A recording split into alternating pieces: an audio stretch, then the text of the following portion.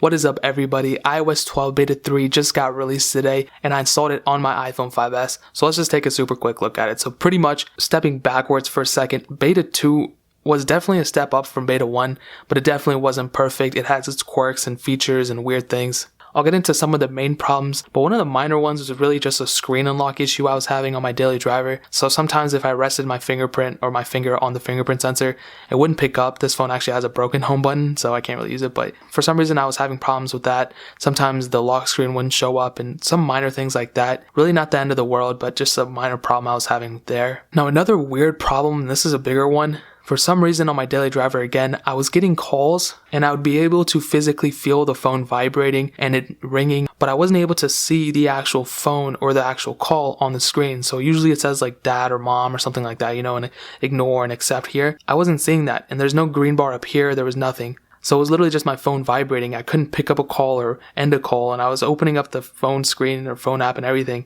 and there was nothing coming up. So that was a really weird problem. It only happened a couple of times. I think it only happened once that I can remember, but still, you know, it could have happened to you, and it's a problem that I have to put out, and that was on Beta 2. And I was sending videos on iMessages.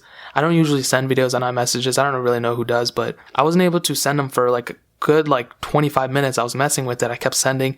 I wasn't having any network problems. I was connecting to web pages and everything just fine, loading up videos. But when I was sending a video, it wasn't even that big. It was maybe like 50-second video.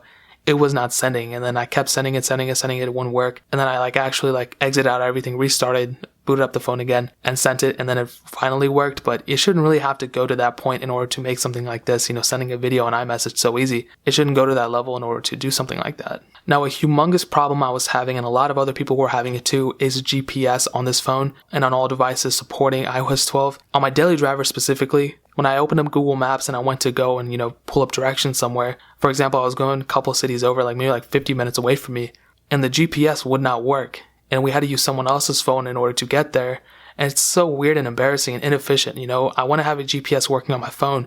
I paid the price for my phone and I want all the things working inside of it, and the GPS isn't working. So kind of an inconvenience, but again, that's me complaining about something that I have control over because this is a beta and you should not be installing a beta on your daily driver. So that's something I'm not going to go out and complain and make a rant about Apple because it's going to have bugs and everything. So hopefully when the real public version comes out, there's not going to be these many problems, but I guess we're just going to have to wait and see. But with Beta 3, apparently they fixed it. I don't know yet because I opened up Google Maps and it seems like it's good, but I said the same thing about Beta 2, so I don't know if it's real or not, so we're just going to have to wait and see. Now, I did run a benchmark and on iOS 12 Beta 2 had a multi-core score of 66,997, and I just reran it and it actually went down to 64,454, and it's kind of weird because on half my devices the score went up and the other half my score went down. So that's why it is kind of important to review it on different devices because you get different experiences on all. And even though it went down 2,000 points, I really don't notice it. I don't think it's that big of a deal, honestly. I don't use the multi-core score as a end-all be-all. I do use it kind of as a universal score,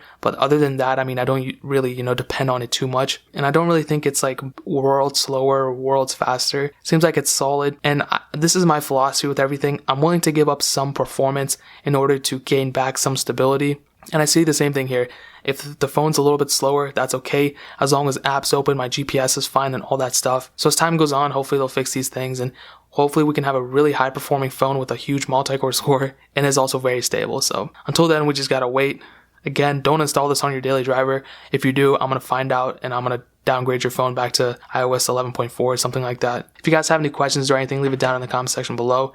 Hit that like button, that'll mean so much, but definitely hit that subscribe button. We're still giving away an iPhone 6s and an iPhone SE on this channel, and in order to enter, all you have to do is subscribe to the channel and follow me on Twitter and Instagram.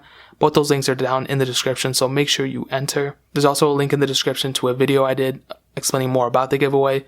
So if you want to hear more about that, links in the description. But more importantly than everything else, I love every single one of you guys, and hopefully I'll catch you guys in the next video. Peace out till then.